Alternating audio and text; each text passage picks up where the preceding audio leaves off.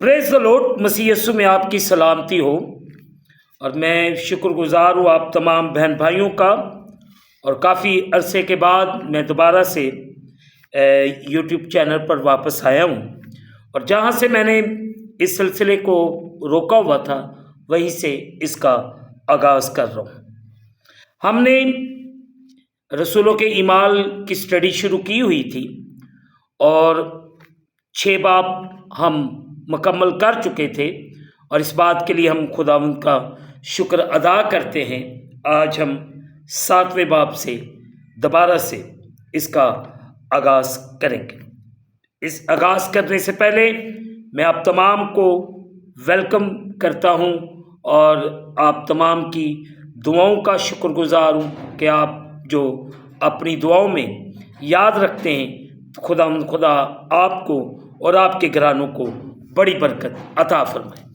आए अजीज़ बहन भाइयों, आज के इस खूबसूरत दिन को रसूलों के ईमाल उसका 7वां बाब उसकी पहली 53 आयात की तलावत को सुने। अजीज़ बहन भाइयों, कलामे मुकद्दस में यूं लिखा है, फिर सरदार काहिन ने कहा, क्या ये बातें इसी तरह पर हैं? उसने कहा, ऐ भाइयों और बुजुर्गों, सुनो। खुदाए जुल जलाल हमारे बाप अब्राहम पर जो उस वक्त जाहिर हुआ जब वो हारान में बसने से पेशतर मेसोपोटामिया में था, और उसने कहा कि अपने मुल्क अपने कुंबे से निकलकर उस मुल्क में चला जा जिसे मैं तुझे दिखाऊंगा। इस पर वो कसदियों के मुल्क से निकल कर हारान में जा बसा और वहां से उसके बाप के मरने के बाद खुदा ने उसको इस मुल्क में लाकर बसा दिया जिसमें तुम अब बसते हो, और उसको कुछ मिरास बल्कि कदम रखने की भी उसमें जगह ना दी, मगर वादा किया कि मैं ये ज़मीन तेरे और तेरे बाद तेरी नस्ल के कब्जा में करूँगा। हालांकि उसके औलाद ना थी, और खुदा ने यह फरमाया कि तेरी नस्ल गैर मुल्क में परदेसी होगी। वो उनको गुलामी में रखेंगे और 400 बरस तक उनसे बदसलूकी करेंगे। फिर खुदा ने कहा कि जिस कौम को कि वो गुलामी में रहेंगे उसको मैं सजा दूंगा, और उसके बाद वो निकलकर इसी जगह मेरी इबादत करेंगे। और उसने उससे खतना का अहद बांधा, और इसी हालत में इब्राहिम से इसहाक पैदा हुआ, और 8वें दिन उसका खतना किया, और इसहाक से यकूब, और यकूब से 12 कबीलों के बुजुर्ग पैदा हुए। और बुजुर्गों ने हसद में आकर यूसुफ को बेचा कि मिस्र में पहुंच जाए, मगर खुदा उसके साथ था और उसकी सब मुसीबतों से उसने उसको छुड़ाया, और मिस्र के बादशाह फ़िरौन के नज़दीक उसको मकबूलियत और हिकमत बख्शी, और उसने उसे मिस्र और अपने सारे घर का सरदार कर दिया। फिर मिस्र के सारे मुल्क और कैनान में काल पड़ा और बड़ी मुसीबत आई, और हमारे बाप दादा को खाना ना मिलता था। लेकिन याकूब ने यह सुनकर कि मिस्र में अनाज है, हमारे बाप दादा को पहली बार भेजा, और दूसरी बार यूसुफ अपने भाइयों पर जाहिर हो गया, और यूसुफ की कौमियत फ़िरौन को मालूम हो गई। फिर यूसुफ ने अपने बाप याकूब اور سارے کنبے کو جو 75 جانیں تھی بلا بھیجا، اور یعقوب مصر میں گیا، وہاں وہ اور ہمارے باپ دادا مر گئے، اور وہ شہر سکم میں پہنچائے گئے اور اس مقبرہ میں دفن کیے گئے جس کو ابراہیم نے سکم میں روپیہ دے کر بنی امور سے مول لیا تھا۔ لیکن جب اس وعدہ کی میعاد پوری ہونے کو تھی جو خدا نے ابراہیم سے فرمایا تھا، تو مصر میں وہ امت بڑھ گئی اور ان کا شمار زیادہ ہوتا گیا، اس وقت تک کہ دوسرا بادشاہ مصر پر حکمران ہوا جو یوسف کو نہ جانتا تھا۔ اس نے ہماری قوم سے چلاکی کر کے ہمارے باپ دادا کے ساتھ یہاں تک بدسلوکی کی کہ انہیں اپنے بچے پھینکنے پڑے تاکہ زندہ نہ رہے۔ اس موقع پر موسیٰ پیدا ہوا جو نہایت خوبصورت تھا۔ وہ 3 مہینے تک اپنے باپ کے گھر میں پالا گیا، مگر جب پھینک دیا گیا تو فرعون کی بیٹی نے اسے اٹھا لیا اور اپنا بیٹا کر کے پالا، اور موسیٰ نے مصریوں کے تمام علوم کی تعلیم پائی، اور وہ کلام اور کام میں قوت والا تھا۔ اور جب وہ قریباً 40 برس کا ہوا تو اس کے جی میں آیا کہ میں اپنے بھائیوں بنی اسرائیل کا حال دیکھوں۔ چنانچہ ان میں سے ایک کو ظلم اٹھاتے دیکھ کر اس کی حمایت کی اور مصری کو مار کر مظلوم کا بدلہ لیا۔ اس نے تو خیال کیا کہ میرے بھائی سمجھ لیں گے کہ خدا میرے ہاتھوں انہیں چھٹکارا دے گا، مگر وہ نہ سمجھے۔ پھر دوسرے دن وہ ان میں سے 2 لڑتے ہوں کے پاس آ نکلا اور یہ کہہ کر انہیں صلح کرنے کی ترغیب دی کہ اے جوانو، تم تو بھائی ہو، کیوں ایک دوسرے پر ظلم کرتے ہو؟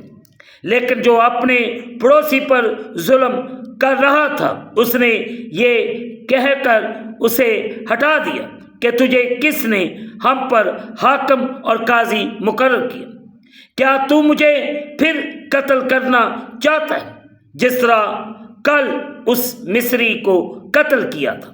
موسیٰ یہ بات سن کر بھاگ گیا اور میدان کے ملک میں پردیسی رہا کیا، اور وہاں اس کے 2 بیٹے پیدا ہوئے۔ اور جب پورے 40 برس ہو گئے تو کوہ سینا کے بیابان میں جلتی ہوئی جھاڑی کے شعلہ میں اس کو ایک فرشتہ دکھائی دیا۔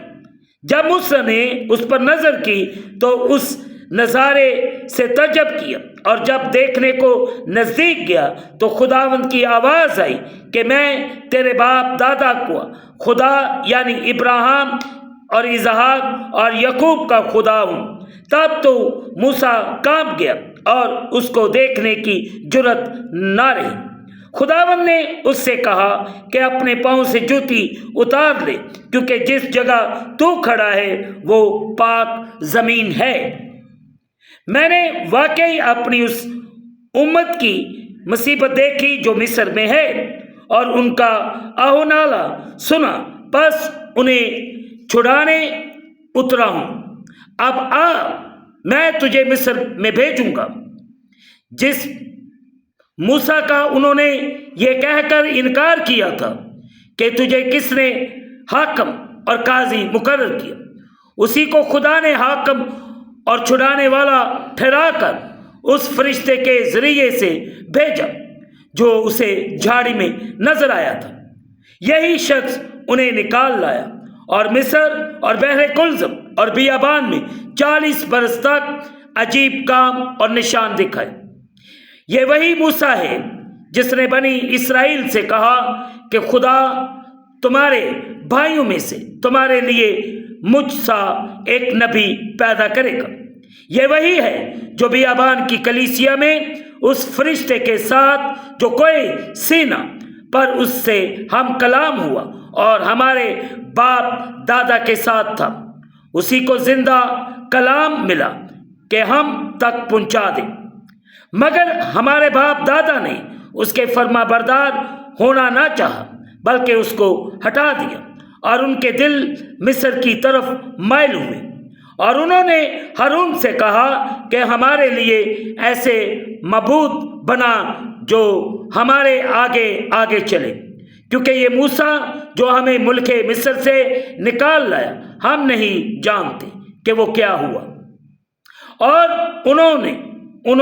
ان دنوں میں انہوں نے ایک بچڑا بنایا اور بت کو قربانی چڑھائی اور اپنے ہاتھوں کے کاموں کی خوشی منائی۔ پس خدا نے منہ موڑ کر انہیں چھوڑ دیا کہ آسمانی فوج کو پوجے۔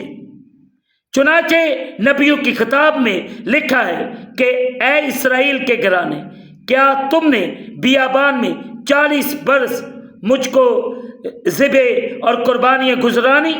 بلکہ تم مولک کے خیمہ اور رفان دیوتا کے تارے کو لیے پھرتے تھے، یعنی ان مورتوں کو جنہیں تم نے سجدہ کرنے کے لیے بنایا تھا۔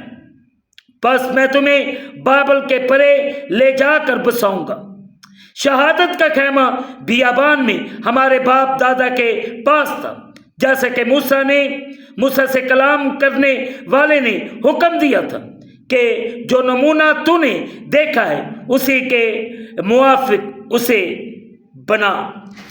اسی خیمہ کو ہمارے باپ دادا اگلے بزرگوں سے حاصل کر کے یشوع کے ساتھ لائے، جس وقت ان قوموں کی ملکیت پر قبضہ کیا، اس کو خدا نے ہمارے باپ دادا کے سامنے نکال دیا، اور وہ داؤد کے زمانہ تک رہا۔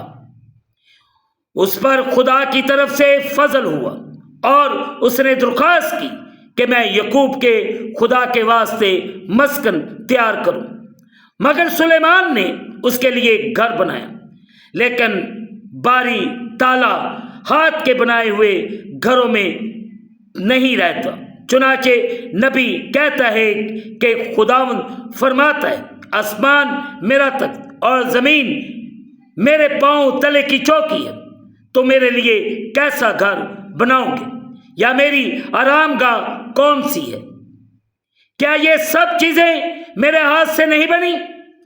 اے گردن کشو اور دل اور کان کے نامختونوں، تم ہر وقت روح القدس کی مخالفت کرتے ہو، جسے تمہارے باپ دادا کرتے تھے ویسے ہی تم بھی کرتے ہو۔ نبیوں میں سے کس کو تمہارے باپ دادا نے نہیں ستایا؟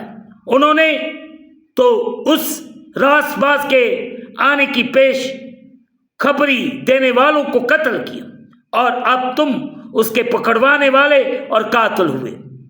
تم نے فرشتوں کی معرفت سے شریعت تو پائی پر عمل نہ کیا۔ مقدس پاک کلام کے پڑھے اور سنے جانے سے ہم تمام سننے والوں کو خداوند کے پاک کلام کے وسیلے سے برکت ملے، آمین۔ اے عزیز بہن بھائیوں، جو حصہ آج صبح تلاوت کیا گیا ہے، میں اور آپ تھوڑی دیر کے لیے اس پر غور و خوض کریں۔ بھائیوں اور بزرگوں، سنو۔ عزیز بہن بھائیوں، صدر عدالت یعنی یہودی مذہبی اور انتظامی کونسل کے سامنے استفانوس کی تقریر اور اس پیغام اور ایمان کا دفاع ہے۔ عزیز بہن بھائیوں، جس کی مسیح خداوند نے، اس کے ابتدائی شاگردوں نے اور ابتدائی کلیسیا کے قائدین نے منادی کی۔ استفانوس ایمان کے اسفاف میں سے ایک ہے اور ان سب کے لیے ایک مثال ہے۔ جو سچے بائبلی ایمان کا دفاع ان کے خلاف کرتے ہیں، جو اس سچائی کی مخالفت کرتے ہیں یا اسے تبدیل کرنے کی کوشش کرتے ہیں، اسے اس مقصد کے لیے پہلا مرنے والا تسلیم کیا جاتا ہے۔ عزیز بہن بھائیوں، خداوند یسوع مسیح نے آسمان پر اس کے اعزاز میں اپنے باپ کے دائیں ہاتھ کھڑے ہو کر استفنس کے کاموں کی توثیق کی اور ثابت کیا کہ اس کا وفادار خادم صحیح تھا۔ سچائی کے لیے استفنس کی محبت اور سچائی کی حفاظت اور دفاع کے لیے اپنی جان دینے کی اس رضامندی ان کے ساتھ ایک واضح تضاد رکھتی ہے، جو اس ایمان کے واسطے جان فشانی نہیں کرتے جو مقدسوں کو ایک ہی بار سونپا گیا تھا۔ عزیز بہن بھائیوں، روحانی طور پر کمزور اور گمراہ افراد محبت، امن اور برداشت کے نام پر اپنے کاموں کا دفاع کر سکتے ہیں، لیکن حقیقت میں وہ جھوٹے استادوں کی مخالفت کرنے کی کوئی ضرورت محسوس نہیں کرتے، جو اس سچائی کو توڑتے مروڑتے ہیں جس کے لیے عزیز بہن بھائیوں مسیح خداوند نے اپنی جان دے دی۔ عزیز بہن بھائیوں، استفنس کا پیغام یہودی لوگوں کی تاریخ کا ایک مختصر ایک جمالی بیان ان کے جدا امجد ابراہیم سے موسیٰ تک، داؤد بادشاہ اور سلیمان بادشاہ تک پیش کرتا ہے۔ وہ ابراہیم کے لیے خدا کی بلاہٹ اور اسرائیل کے اصل اجداد کی خاندانی تاریخ کا ذکر کرتا ہے۔ وہ بیان کرتے ہیں کہ کیسے نبی اسرائیل مصر میں غلامی کا شکار ہوئے، لیکن یہ بھی بیان کرتے ہیں کہ کیسے خدا نے معجزانہ طریقے سے اپنے وقت پر انہیں اس غلامی سے رہائی بخشی۔ وہ خیمہ اجتماع یعنی عبادت گاہ اور مقدس جسے ایک جگہ سے دوسری جگہ لے جایا جا سکتا تھا کی بات کرتا ہے، جسے عزیز بہن بھائیوں خدا کے لوگوں نے بیابان میں استعمال کیا، اور ہیکل کی بات کرتا ہے جسے بعد میں مقدس سلیمان نبی نے بنوایا۔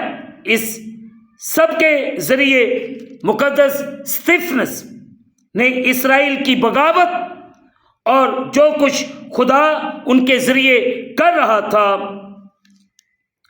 اسے پہچاننے سے ان کے انکار کو واضح کیا۔ کئی مرتبہ وہ اتنا آگے نکل گئے کہ انہوں نے خدا کے سچے نبیوں کو قتل کر ڈالا۔ عزیز بہن بھائیوں، مقدس استفنس قائدین کو یاد دہانی کرواتے ہیں کہ انہوں نے خدا کے بیٹے کو قتل کرنے سے بالکل وہی کام کیا ہے۔ انہوں نے یہ دیکھنے سے انکار کر دیا خدا کا منصوبہ سارے وقت میں صرف یہ نہیں تھا کہ وہ اپنے لوگوں کے ساتھ رہے، بلکہ اپنے روح کے ذریعے سے ان کے اندر زندگی گزارنا بھی تھا۔ لیکن اپنے سے پہلے کے بہت سے لوگوں کی طرح مذہبی قائدین نے خدا کے مقصد کو کھو دیا، کیونکہ عزیز بہن بھائیوں ان کے دل خدا اور اس کے پیغام کے لیے سخت اور مزاحمت کرنے والے تھے۔ عزیز بہن بھائیوں، مجھے اور آپ کو اس بات پر آج صبح سوچنے اور سمجھنے کی ضرورت ہے۔ خدا مجھے اور آپ سب کو بڑی برکت دے، آمین۔ دعا کریں۔ قادر مطلق خداوند، اس وقت میں دعا کرتا ہوں تیرے پیارے بیٹوں اور بیٹیوں کے لیے جو اس وقت اس صبح تیرے سامنے جھکے ہوئے، ان پر تو اپنا بڑا رحم کر، فضل کر اور بڑی برکت دے۔ قادر مطلق خداوند، ہمیں ایمان میں پختہ کر تاکہ ہم پورے طور سے تیرے پاک نام کو عزت اور جلال دینے والے۔ خداوند تو اپنے آسمان کو کھول کے اپنی برکت کو نازل فرما اور اپنی کسی نعمت کو ہم سے فراموش نہ کر۔ ہم تجھ سے کامل محبت رکھیں اور لائق طور پر تیرے پاک نام کی تعظیم کریں۔ اس وقت جتنے تیرے پیارے بیٹے بیٹیاں جو آج صبح تیرے سامنے جھکے ہوئے، ان سب کو برکت دے۔ پاکستان کے تمام چرچز کے لیے، چرچز کی بحالی، چرچز کی سلامتی کے لیے دعا کرتے، ہر ایک میں یونٹی، پیار، محبت اور یگانگت کو پیدا کر۔ ہر طرف کے جو ابلیس نے نفرت کے بیج پاسبانوں میں، کلیسیاؤں کے اندر جو بو رکھے، ان کو ہم یسوع کے نام سے رموو کرتے ہیں کہ تاکہ ہر کلیسیا کے اندر، ہر خادم کے اندر ایک پیار پیدا ہو، ایک محبت پیدا ہو، تاکہ ہر کوئی اپنی بہتری نہیں بلکہ دوسروں کی بہتری کے لیے کام کرے۔ تو بڑا رحم کر، بڑا فضل کر۔ ہم اس دن کو خدا باپ، بیٹے اور روح القدس کے نام کے وسیلے سے شروع کرتے ہیں، آمین۔ اے ہمارے باپ، تو جو آسمان پر، تیرا نام پاک مانا جائے، تیری بادشاہی ہے، تیری مرضی جیسے آسمان پر پوری ہوتی ہے زمین پر بھی۔ ہمارے روز کی روٹی آج ہمیں دے، اور جس طرح ہم اپنے قرض دار معاف کرتے، تو بھی ہمارے قرض ہمیں معاف فرما۔ ہمیں آزمائش میں نہ لا بلکہ برائی سے بچا۔ بادشاہی، قدرت، جلال ہمیشہ تک تیرے ہی ہیں، آمین۔ اب ہمارے خداوند یسوع مسیح کا فضل، پاک روح کی رفاقت اور شراکت حاضرین پر، تمام مقدسین پر اب سے لے کر اب تک ہوتی رہے، آمین۔ خداوند آپ سب کے ساتھ ہو۔ آخر میں یہی کہنا چاہتا ہوں، آپ اس چینل کو سبسکرائب کریں، لائک کریں، شیئر کریں اور بیل آئیکن کو پریس کرنا نہ بھولیں۔ خداوند تعالیٰ آپ کو اور آپ کے گھرانوں کو بڑی برکت دے، آمین۔